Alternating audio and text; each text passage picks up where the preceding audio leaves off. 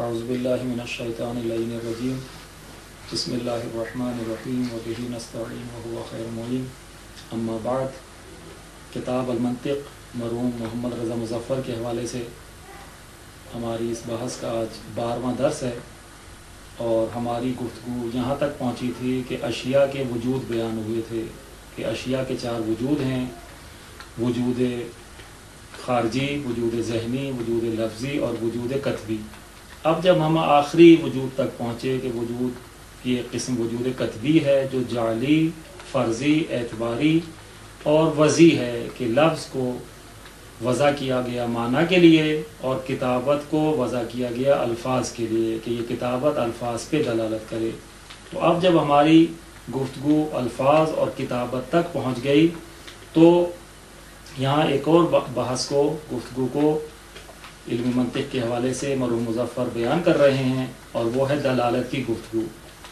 یہ پوری جو دلالت کی بحث ہے یہ مقدمتاً ہے در حقیقت، کیونکہ ہماری بحث مباحث الفاظ کے حوالے سے ان الفاظ اور کتابت کے وجود کے حوالے سے ہے کہ الفاظ جو معنی پر دلالت کرتے ہیں اور وہ کتابت جو الفاظ پر دلالت کرتی ہے۔ تو در حقیقت ہم نے دلالت کی جو آخری قسم دلالت وضعیہ ہے اور اس کی بھی ایک قسم جو وضعیہ لفظیہ ہے اس کو بیان کرنا ہے، لیکن مقدمے کے طور پر پوری دلالت کی بحث کو یہاں بیان کر رہے ہیں، دلالت کی تعریف، دلالت کی اقسام، اور پھر دلالت کی جو آخری قسم ہے دلالت وضعیہ، اس کی مزید 2 قسمیں دلالت وضعیہ لفظیہ اور غیر لفظیہ، اور پھر دلالت وضعیہ غیر لفظیہ کی جو 3 قسمیں ہیں، کیونکہ ہماری گفتگو جو ہے مطلق دلالت کے حوالے سے نہیں ہے، اصل ہماری گفتگو الفاظ کے حوالے سے ہے، لیکن اس تک پہنچنے کے لیے مقدمتاً تمہیداً یہ گفتگو کرنا ضروری ہے تاکہ دلالت بھی منطق پڑھنے والے کو پتہ چل جائے کہ دلالت کیا ہوتی ہے، دلالت کی کتنی اقسام ہیں۔ لیکن جو اصلی ہدف اس دلالت کی بحث سے وہ دلالت وضعیہ غیر لفظیہ ہے کہ جس کی بعد میں عقلیہ وہ جو بیان ہوں گی قسمیں کہ مطابقی ہے، تضمنی ہے یا التزامی ہے۔ فی الحال ہم ابتدا کرتے ہیں اس دلالت کی بحث کی کہ جس کو تعریف سے مرحوم مظفر آغاز کر رہے ہیں، لیکن تعریف کو پہلے تعریف بالمثال بیان کر رہے ہیں، یعنی پہلے ایک مثال کے ذریعے دلالت کو بیان کر رہے ہیں جس کو ہم تعریف بالمثال سے جو ہے تعبیر کر سکتے ہیں۔ خود دلالت کی یہ تعریف نہیں ہے، دلالت کی تعریف بعد میں بیان ہو رہی ہے، لیکن یہاں جو مثال کے ذریعے سے مطلب کو سمجھا رہے ہیں اس کو تعریف بالمثال کہہ سکتے ہیں، یعنی کسی بات کو سمجھانا، تعریف کرنا مثال کے ساتھ۔ تو بیان کر رہے ہیں کہ تعریف و دلالت ہے، دلالت کی تعریف یہ ہے، در حقیقت دلالت کی تعریف نہیں ہے بلکہ ایک مثال ہے جو دلالت کو تقریب ذہن کے لیے سمجھانے کے لیے دی جا رہی ہے۔ اذا سمعتا طرقۃ باب کا، جب آپ سنیں، جب تو سنیں طرقۃ باب کا، اپنے دروازے کا بجنا۔ آپ نے سنا کہ دروازے پر دستک دی جا رہی ہے، دروازے پر اگر بیل لگی ہوئی ہے تو بیل بجائی جا رہی ہے، تو یہ جو دروازے کا بجنا ہے، دروازے کا جو بجایا جانا ہے، تو یہ جو دروازے کے بجنے کو جب آپ سنتے ہیں تو یہ انتقل و ذہنوں کا، تیرا ذہن جو ہے منتقل ہوتا ہے۔ لا شک، ایسے شک ہی نہیں ہے کہ جیسے ہی کسی کے گھر کا دروازہ بجایا جائے تو اس کا ذہن منتقل نہ ہو، دروازے کے بجنے کے ساتھ ہی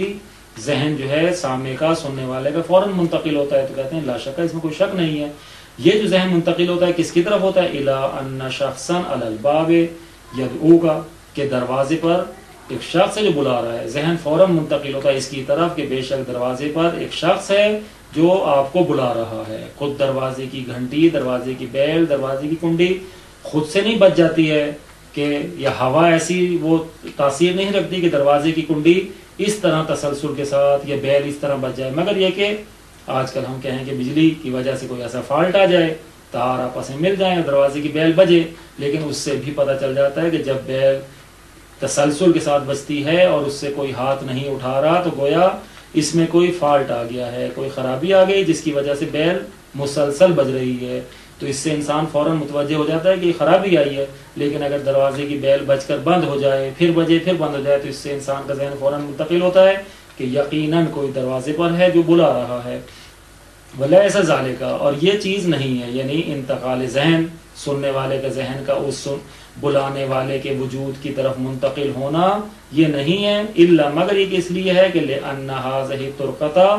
یہ اس لیے ہے کہ بے شک یہ بجنا،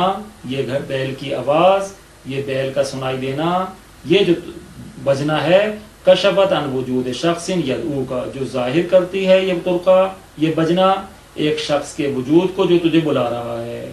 ये इस चीज को जाहिर करता है, ये चीज नहीं है मगर ये कि इसलिए है कि बेशक ये बजना घंटी का ये जाहिर करता है, कश्फ करता है कि एक ऐसे शख्स के वजूद को कि जो तुझे बुला रहा है। वह इन शेता कुलता, अब अगर चाहे तो इसको ये भी कह सकते हैं कि अन्नहा, ये जो तुरकत बाब है, दरवाजे का बजना है, ये दल्लत अला वजूद ही, दलालत करता है उस शख्स के वजूद पर जो आपको दरवाजे पर बुला रहा है। इज़न बस इस तारीफ की रोशनी में जो हमने तारीफ बिल मिसाल की, इस वक्त जो है तुरकतुल बाब दालुन, दरवाजे का बजना, दरवाजे का खटखटाया जाना, बैल का बजना, ये जो है दलालत करने वाला है, इसको दाल कहेंगे क्योंकि ये दलालत कर रही है। वह वजूद शख्स दाई, और बुलाने वाले शख्स का वजूद जो दरवाजे पर मौजूद है, बुला रहा है, उस शख्स दाई यानी बुलाने वाले शख्स का वजूद मदलूल, वो मदलूल है कि जिस पर उस घंटी के बजने की दलालत है। वहाज़िही सिफ़तुल्लती हसलत लितुरक़त दलालतुन, और ये जो सिफत है जो बजने से हासिल हुई है, यानी क्या कि ये बजने के घंटी के बजने से जो हासिल हुई है कि ये घंटी का बजना दलालत कर रहा है, जाहिर कर रहा है, कश्फ कर रहा है एक शख्स के वजूद पर जो जाहिर दरवाजे पर मौजूद है, बुला रहा है, ये खुद दलालत है। यानी घंटी का बजना उस शख्स के वजूद को जाहिर करे, ये दलालत है।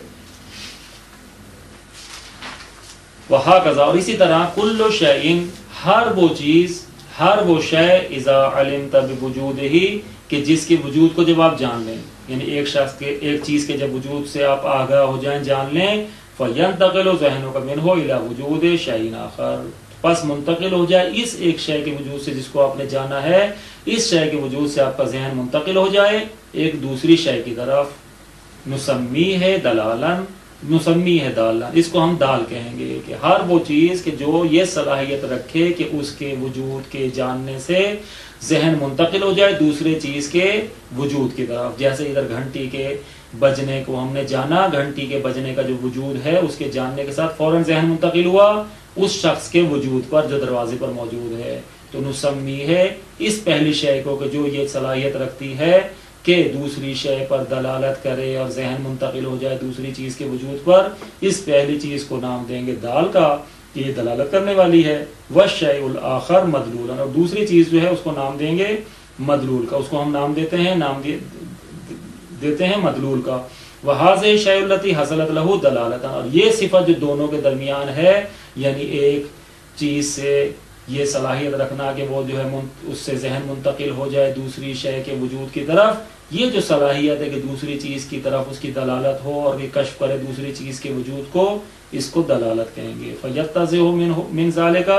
अब तारीफ कर रहे हैं दलालत की कि बस वाज़ेह हो गया इस तारीफ बिल मिसाल से। क्या वाज़ेह हो गया कि अन्ना दलालत हिया, कि दलालत जो है वो ये है। क्या है दलालत? कौनु शैइ बिहालतिन, कि होना किसी चीज का इस हालत में, इस तरह से,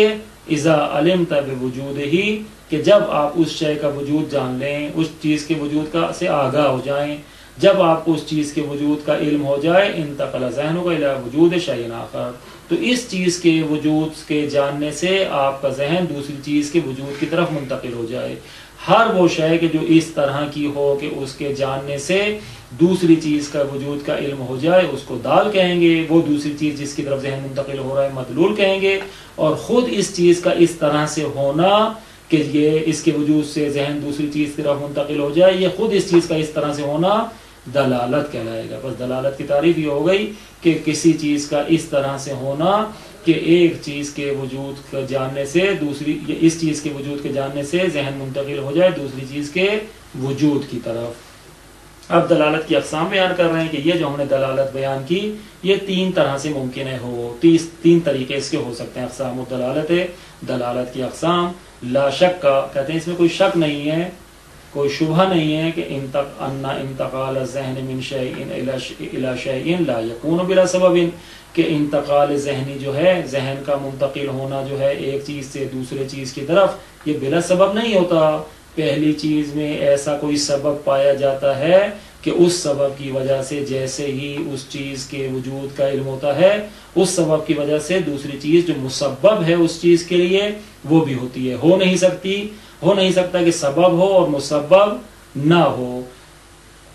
البتہ اگر سبب واقعی اور حقیقی ہے، اگر سبب وہ ہے کہ جو قراردادی ہے، اعتباری ہے، یا اختلاف ناس کے ساتھ، طباع کے مختلف ہونے کے ساتھ ہے، تو پھر اس میں ہو سکتا ہے تخلف، جیسے کہ بعدیں بیان کر رہے ہیں. لیکن ایک چیز سے دوسری چیز کی طرف منتقل ہونا بالآخر سبب کی وجہ سے، بلا سبب نہیں ہوتا. اب خواہ وہ سبب حقیقی اور واقعی ہو، اور ممکن ہے سبب غیر واقعی ہو. وَلَيْسَ السَّبَبُ إِلَّا رُسُوخُ الْعِلَاقَةِ بَيْنَ الشَّيْئَيْنِ فِي الذِّهْنِ، اور یہ سبب بھی نہیں ہے مگر یہ کہ دو چیزوں کے درمیان ذہن میں ایک علاقے کا، تعلق کا، ارتباط کا راسخ اور پختہ ہونا. کیونکہ ذہن میں دونوں چیزوں کے درمیان ایک تعلق ہے، اور وہ تعلق بھی اتنا پختہ ہے کہ جس میں یہ دلالت ہے اس تعلق کے پختہ ہونے کی کہ جب بھی ایک چیز ہوگی دوسری چیز یقیناً ہے. جیسے میں نے پیچھے مثال دی کہ جب بھی گھنٹی بجے گی یقیناً اس کی دلالت ہوگی کسی کے وجود پر. ہو نہیں سکتا کہ گھنٹی بجے اور وہ دوسری چیز جو اس کا مسبب ہے وہ نہ ہو. گھنٹی کا بجنا سبب ہے اور اس کا مسبب یہ اس شخص کا وجود ہے. تو یہ جو سبب ہے جس کا ہونا ضروری ہے ایک چیز سے دوسری چیز کی طرف ذہن کے منتقل ہونے کے لیے، یہ سبب جو ہے دو چیزوں کے درمیان، ذہن میں ان چیزوں کے درمیان تعلق اور ارتباط کا راسخ اور پختہ ہونا ہے. وَهَذِهِ الْعَلَاقَةُ الذِّهْنِيَّةُ أَيْضًا لَهَا سَبَبٌ، اور اس تعلق ذہنی کے لیے بھی ایک سبب ہے کہ یہ جو ذہن میں ایک تعلق بن گیا ہے دو چیزوں کے درمیان، اور یہ تعلق سبب بن رہا ہے ایک چیز کے وجود سے دوسری چیز کی وجود کی طرف متوجہ ہونے کا، تو یہ جو خود ذہن میں ان دونوں کے درمیان ارتباط اور تعلق بن گیا یہ بھی بلا سبب نہیں ہے، اس کے لیے بھی کوئی سبب ہے. اس کا سبب کیا ہے؟ کہتے ہیں وَالسَّبَبُ الْعِلْمُ بِالْمُلَازَمَةِ بَيْنَ الشَّيْئَيْنِ خارج الذہن، اور اس علاقہ ذہنیہ کا، اس ارتباط ذہنی کا جو ذہن میں ہے، اس کا سبب یہ ہے کہ ہم جانتے ہیں کہ خارج میں ان دونوں کے درمیان ملازمہ اور تلازم ہے. وَسَبَبُهَا، اور اس سبب کا جو اس علاقے کا، اس تعلق کا جو سبب ہے وہ کیا ہے؟ العلم بالملازمہ، وہ ملازمے کا جاننا ہے، وہ ملازمے سے آگاہ اور آشنا ہونا ہے. ہم جانتے ہیں کہ دو چیزوں کے درمیان خارج میں ملازمہ پایا جاتا ہے. مثلا آگ اور دھوئیں کے درمیان خارج میں ملازمہ پایا جاتا ہے، جہاں بھی دھواں ہوگا وہاں یقیناً آگ ہوگی. ہو نہیں سکتا کہ دھواں ہو اور آگ نہ ہو. البتہ وہ دھواں جو آگ کا ہے، ممکن ہے گاڑی اور گاڑی کا دھواں ہو، ممکن ہے کسی کوئی اور چیز ہو جس کا دھواں ہو، لیکن بہرحال آگ کا دھوئیں کی دلالت ایک چیز، ایسی چیز کے وجود پر ہے کہ جو حرارت رکھتی ہے، آگ ہے. اب ممکن ہے آگ کی کوئی اور کیفیت ہو جدید زمانے میں. وَسَبَبُهَا، اور اس علاقے کا جو سبب ہے العلم بالملازمہ، وہ دو چیزوں کے درمیان ملازمہ کا پایا جانا ہے اور اس ملازمے کا علم ہونا ہے. اور وہ دو چیزوں کے درمیان جو ملازمہ ہے وہ ذہن میں ہے، نہ ذہن میں تو ہے ہی، لیکن اس ذہن میں اس وقت بنے گا مؤثر کہ جب وہ خارج میں بھی دو چیزوں کے درمیان ملازمہ ہو. اور اس علاقے ذہنیہ کا، اس ذہنی تعلق کا جو سبب ہے وہ ملازمے کا جاننا ہے دو چیزوں کے درمیان خارج میں، کہ خارج میں خارج ذہن جو ہے دونوں چیزوں کے درمیان ملازمہ پایا جاتا ہے. وَلِاخْتِلَافِ هَذِهِ الْمُلَازِمَةِ، اور کیونکہ خارج میں یہ جو ملازمہ ہے، خارج ذہن جو دو چیزوں میں ملازمہ ہے وہ مختلف طرح کا ہے. بعض دفعہ ملازمہ ذاتیہ ہے، بعض دفعہ ملازمہ طبیعہ ہے، اور بعض دفعہ واضح اور جائل کے وضع کرنے اور جال کرنے کی وجہ سے. کہتے ہیں وَلِاخْتِلَافِ هَذِهِ الْمُلَازِمَةِ، اور اس ملازمہ کے کہ جو خارج میں ہے، خارج ذہن جو ملازمہ پایا جاتا ہے دو چیزوں کے درمیان، اس کے مختلف ہونے کی وجہ سے. کس طرح سے مختلف ہونے کی وجہ سے؟ من بیانیہ ہے، بیان کر رہا ہے کہ ملازمے کا اختلاف کس طرح سے، من کونھا ذاتیۃ و طبیعیۃ و بوضع واضح و جعل جاعل، اس وجہ سے کہ ملازمہ جو ہے خارج میں، جو خارج ذہن ہے، یہ مختلف ہے، یا تو ذاتی ہے، اس ملازمے کا ذاتی ہونا ہے کہ دو چیزوں کے درمیان جو ہے ملازمہ ذاتیہ ہے،